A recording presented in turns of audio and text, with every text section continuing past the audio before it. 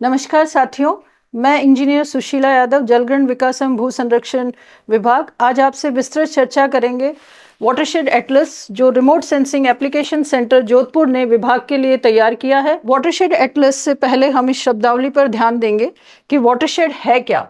तो watershed, if technically if we talk about watershed, what is watershed? It's a geohydrological. Geo means something related to earth. Hydro means water. So hydrological. So a geohydrological unit which drains to a common outlet. हम ज़्यादातर ग्रामीण क्षेत्र में काम करते हैं, किसान से मिलते हैं। किसान पूछे कि वाटरशेड क्या है, तो उसकी भाषा में बात करें तो हम ये कह सकते हैं किसान को कि जिस बिंदु पर आप खड़े हैं, जिस जगह पर आप खड़े हैं, उस जगह पर जहां जहां का पानी बहकर आ रहा है, वो पूरा क्षेत्रफल जहां का पानी बह के आ रहा है, अब जिस बिंदु पर आप खड़े हैं उसका वाटरशेड है।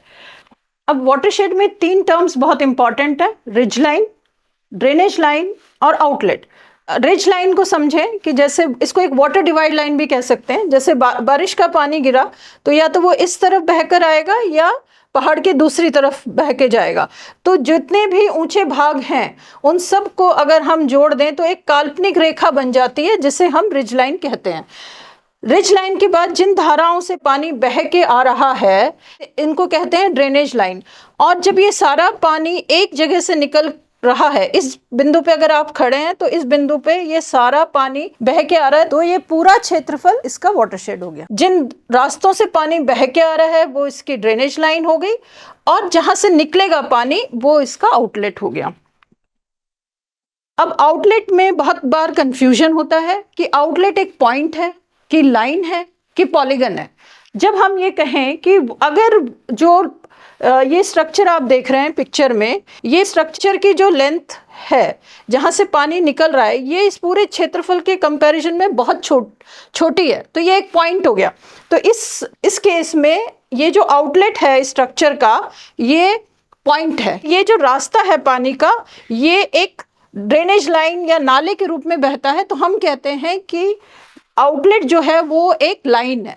लेकिन यही जब आगे सारी धाराएं मिलके बड़ी नदी बन जाती, जैसा इस पिक्चर में आप देख रहे हैं, ये एक ड्रेनेज लाइन थी, तो यहाँ लाइन के रूप में, क्योंकि इसकी चौड़ाई बहुत कम है क्षेत्रफल के अनुपात में, लेकिन बहुत सारे ड्रेनेज लाइन मिलके एक नदी बना लेते हैं, तो ये एक पॉलीगन बन गया जिसका कोई ना कोई क्षेत्रफल भी होता है। तो आउटलेट केवल एक पॉइंट नहीं होता, आउटलेट एक पॉइंट के साथ साथ एक लाइन हो सकता है, एक पॉलीगन हो सकता है। ये तो है पहाड़ी क्षेत्रों की बात। लेकिन हमारे राज्य में क्योंकि 60% एरिया जो है वो डेजर्ट का है, ये पूरा एरिया डेजर्ट है, तो यहाँ पे वाटरशेड नहीं बनते हैं। सिर्फ जो वाटरशेड बनते हैं वो हमारे ये जो 40% क्षेत्रफल है, इसी में वाटरशेड डिलिनेट होते हैं, और इसी 40% एरिया के लिए ये वाटरशेड एटलस तैयार की गई है। यहाँ पर भी कहीं कहीं पर वाटरशेड डिलिनेट होते हैं। पंचायत समिति वार, डिस्ट्रिक्ट वार ये वाटरशेड एटलस बनाई गई है। और पहले जैसे ये मैंने किताब आपको दिखाई थी, हार्ड कॉपी में उपलब्ध था, अब सेम डेटा कंप्यूटर सिस्टम में भी उपलब्ध है, तो उसको डिजिटाइज वाटरशेड एटलस कहते हैं। अब इसमें जैसे आप देखेंगे कि वाटरशेड एटलस में या जो वाटरशेड है उसका एरिया कुछ मीटर स्क्वायर से लेके हजारों किलोमीटर स्क्वायर तक हो सकता है एरिया के अनुसार, लेकिन शब्दावली अलग अलग हो जाती है। वो उसको कहीं वाटर रीजन कह सकते हैं, कहीं उसको रिवर बेसिन कहेंगे, कहीं उसको कैचमेंट कहेंगे, कहीं वाटरशेड कहेंगे, मैक्रो और माइक्रो, इस तरह से अलग अलग इसका जो एरिया है उसके बेसिस पे इसका क्लासिफिकेशन किया गया है। भारत सरकार की एक संस्था है soil and land use survey of India organisation, जिसको हम स्लूसी के नाम से जानते हैं। सबसे पहले 1990 में इन्होंने ये वाटरशेड एटलस पूरी कंट्री का तैयार किया था, और उसमें एरिया वाइज उसकी अलग अलग डेफिनेशन दी थी। जैसे अगर सब एरिया जो है 50,000 स्क्वायर किलोमीटर से ज़्यादा है तो हम उसको कहते हैं वाटर रिसोर्स रीजन। लेकिन एरिया 5,000 से लेके 50,000 तक है तो हम कहते हैं कि वो रिवर बेसिन है। 500 स्क्वायर किलोमीटर से लेके 5,000 स्क्वायर किलोमीटर है तो हम कहते हैं कैचमेंट है। 50 से लेके 500 स्क्वायर किलोमीटर तक हम कहते हैं सब कैचमेंट है, और 50 किलोमीटर स्क्वायर तक है तो वो वाटरशेड हो गया। ये है सुलसी के अकॉर्डिंग क्लासिफिकेशन। वाटरशेड्स को डिफरेंशिएट करने के लिए उसका कोडिफिकेशन भी किया है, जिसमें उसने अलग अलग रीजन्स को जो कोड दिया गया है वो नंबर में दिया गया है। पूरे कंट्री का जो रीजन है वो 6 रीजन्स में डिवाइड किया, इसलिए इसका जो कोडिफिकेशन में यूज की गई है डिजिट्स 1 to 6। राजस्थान जो है वो 2 रीजन में कवर्ड होता है, 1 and 6। बेसिन्स रीजन के बाद जैसा हमने देखा था कि बेसिन्स आते हैं, बेसिन्स का जो कोडिफिकेशन किया गया है उसमें कैपिटल लेटर्स को A to Z यूज किया गया है।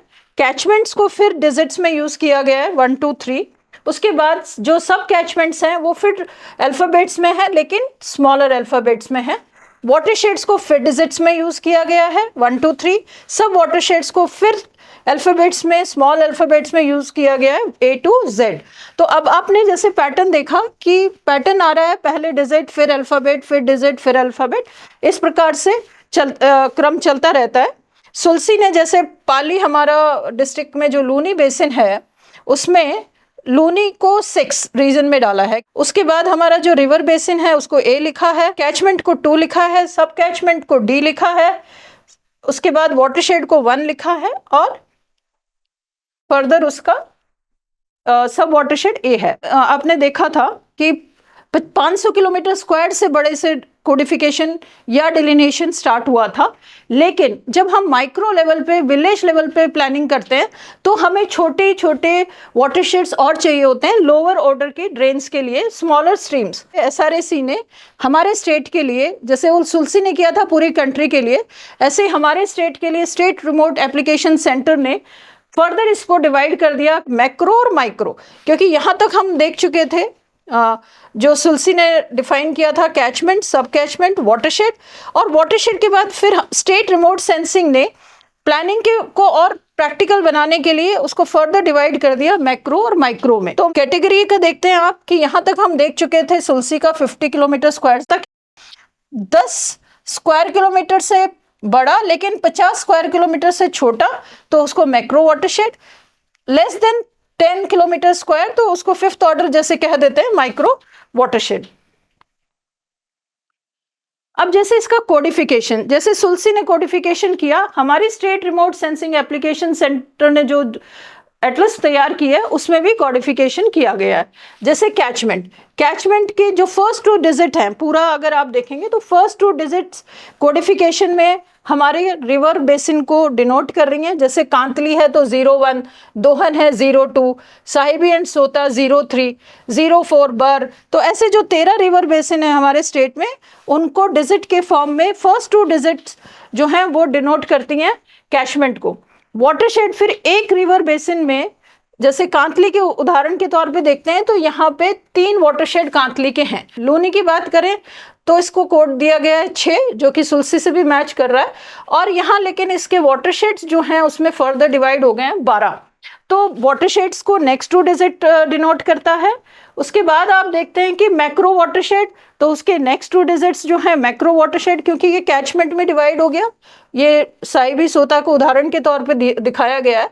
तो अब इसमें जो कैचमेंट है 3 नंबर का, इसको फर्दर जो है डिवाइड किया गया है मैक्रो में, मैक्रो को फिर फर्दर डिवाइड किया जाता है माइक्रो में। तो ये क्रम चलता रहता है कि नेक्स्ट 2 डिजिट मैक्रो वाटरशेड आ गया, फिर उसके बाद के जो कोडिफिकेशन है वो माइक्रो आ गया। तो इसको कंक्लूड करें तो देखिए, कैचमेंट का जो कोडिफिकेशन है वो 1 to 13 है, क्योंकि हमारे स्टेट में 13 रिवर बेसिन्स हैं, तो इसका अरेबिक न्यूमरल्स में दिया गया है कोडिफिकेशन। वाटरशेड्स, एक रिवर बेसिन में काफ़ी वाटरशेड्स हो सकते हैं, तो 1 to 99। फिर जो नेक्स्ट मैक्रो वाटरशेड है उसमें भी जो कोडिफिकेशन में जो यूज़ किए गए हैं वो 1 to 99 माइक्रो वाटरशेड में, और फर्दर 1 से लेके 99 तक कोई भी अंक उसके यूज़ किए गए हैं। आप कोई भी कोड देखेंगे तो फर्स्ट 2 कोड कैचमेंट को दिखाते हैं, नेक्स्ट 2 कोड्स वाटरशेड को दिखाते हैं, नेक्स्ट 2 कोड्स मैक्रो वाटरशेड को दिखाते हैं, और लास्ट 2 कोड्स जो हैं माइक्रो वाटरशेड को दिखाते हैं। ये एक वाटरशेड एटलस का पेज है, तो इसको जैसे समझे उदाहरण के तौर पे 07 ये बनास का है, तो बनास का कैचमेंट हो गया ये। फिर बनास में जो वाटरशेड्स हैं उसमें आप देखेंगे कि जो नेक्स्ट 2 है ये उसका वाटरशेड है। फिर उसके बाद ये थोड़ा एक्सटेंड है, ये जो कोड है 01 ये उसका मैक्रो वाटरशेड बता रहा है, और लास्ट का जो है 2 डिजिट वो माइक्रो वाटरशेड बता रहा है। तो आप यहाँ देखेंगे कोड नंबर 070801। अब ये 01 या इस पे आ जाए 02। अब ये जो मैक्रो वाटरशेड था, ये लास्ट 2 डिजिट, इसमें बहुत सारे माइक्रो हो सकते हैं। जैसे इस पर्टिकुलर केस में 4 माइक्रो है, तो ये लास्ट 2 डिजिट जो है ये 0708 मैक्रो नंबर 2 का माइक्रो नंबर 1 है, ये माइक्रो नंबर 2 है, ये माइक्रो नंबर 3 और माइक्रो नंबर 4। ये हार्ड कॉपी की एटलस है। जैसा हमने पहले डिस्कस किया कि सेम अब जो वाटरशेड एटलस जो हमारे पास हार्ड कॉपी में उपलब्ध थी, उसको डिजिटाइज किया जा सका है और ये सारा जो डेटा है वो जीआईएस प्लेटफॉर्म पे अवेलेबल है। तो उसमें जो कोडिफिकेशन है वो हार्ड कॉपी की कोडिफिकेशन से कुछ डिफरेंट है। जैसे आप यहाँ देखेंगे कि नंबर बढ़ गया है। फर्स्ट 2 नंबर है वो आपके बेसिन को डिनोट करते हैं, सेकेंड 2 डिजिट जो है वाटरशेड को डिनोट करती हैं, फिर जो नेक्स्ट 2 डिजिट है मतलब 5th एंड 6th नंबर पे वो डिस्ट्रिक्ट को डिनोट करते हैं। उसके बाद के जो 2 डिजिट हैं वो ब्लॉक को डिनोट करते हैं। फिर 01 जो है मैक्रो वाटरशेड, जो आपका पहले भी आपने देखा था, यहाँ से फिर मैक्रो और माइक्रो आ गए। तो ये इसमें एडिशन है सॉफ्ट कॉपी में कि ये कौन से डिस्ट्रिक्ट का और कौन से ब्लॉक का है, ये एडिशन डिजिटाइज फॉर्म में उसमें है और ये आपकी हार्ड कॉपी वाला सेम आ गया है। इसी प्रकार से आप देखेंगे एक कंफ्यूजन और होता है जब वाटरशेड एटलस के जो एट्रीब्यूट्स हैं या हम डिजिटाइज फॉर्म में वाटरशेड एटलस को देखते हैं, तो वहाँ पे जो टोटल एरिया आता है वो 3577 हेक्टेयर सपोज इस केस में जैसा है, वो आपका जो एरिया जीआईएस कैलकुलेट करता है जैसे इस केस में 3782 3577 के अगेंस्ट ये एरिया डिफरेंट होगा। उसका कारण क्या है कि अगर आप एक वाटरशेड एटलस में जो पेज है उस पे देखेंगे कि यहाँ पे लैंड यूज दिया हुआ है। इस लैंड यूज में 5 कैटेगरीज हैं, cultivated land, forest land, pasture land, non arable land, others. जबकि जो टेबुलर फॉर्म में जो डेटा है वो है cultivated land, forest land, pasture land, non arable land. ये जो अदर्स की कैटेगरी का जो कॉलम है वो इस वाले में नहीं है। जैसे इस केस को देखें हम तो 6.5% का अंतर यहाँ पे दिख रहा है हमें। तो ये एरिया हमेशा जो जीआईएस से कैलकुलेट होगा और जो आपके वाटरशेड एटलस में माइक्रो का एरिया दिया हुआ है उससे डिफरेंट होगा। इसी प्रकार से जब वाटरशेड एटलस के देखते हैं आप या सॉफ्ट कॉपी में उसकी टेबल देखते हैं पूरी, तो वहां पे एक शब्द लिखा हुआ है आरए।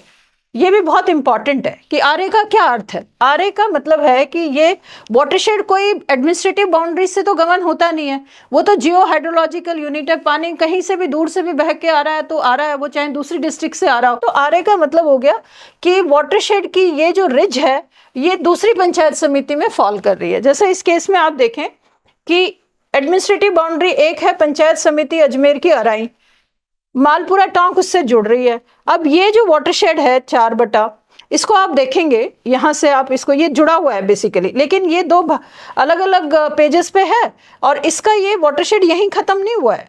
ये वाटरशेड की बाउंड्री आगे भी कैरी फॉरवर्ड हो रही है।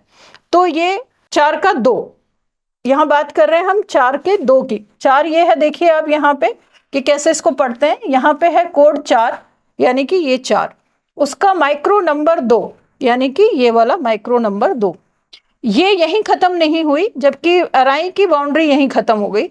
ये चला गया टोंक के मालपुरा ब्लॉक में, तो इसीलिए इसके आगे लिखा गया आरए।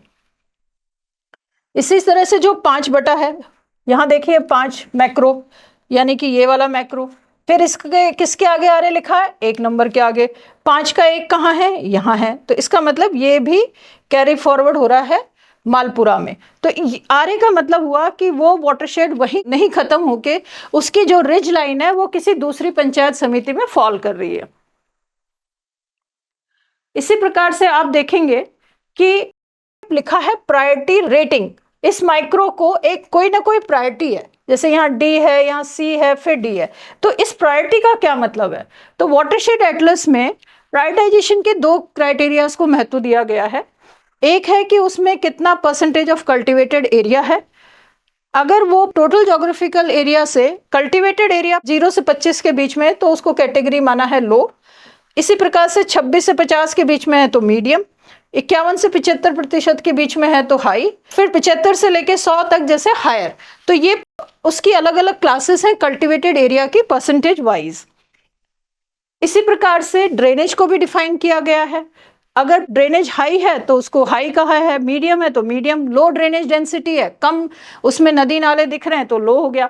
अब इन दोनों को जब हम कंबाइन करते हैं, जैसे अगर कल्टिवेटेड एरिया भी हायर है, ड्रेनेज डेंसिटी भी हायर है, तो हमने प्रायोरिटी रैंकिंग दे दी ए। कल्टिवेटेड एरिया हायर है लेकिन ये हाई ही है तो इसको कैटेगरी दे दी बी, या फिर ये भी हाई है और ये भी हाई है तो भी category B. Cultivated area higher है और ड्रेनेज डेंसिटी जो है वो मीडियम है, या कल्टिवेटेड एरिया हाई है और ड्रेनेज डेंसिटी मीडियम है, तो उसको हमने कैटेगरी प्रायोरिटी दे दी सी। कभी भी वाटरशेड प्रोजेक्ट्स आते हैं उनका एक फोकस्ड एरिया होता है। जैसे अगर कहीं पे हमें ज़्यादा एरेबल लैंड को ट्रीट करना है, यानी कि जहाँ कल्टिवेटेड लैंड को ट्रीट करना है, तो नेचुरली जहाँ पे हायर हायर हायर वाली हैं, ये 3 कैटेगरी हैं, इनके प्रोजेक्ट्स को हम प्रायोरिटी देंगे।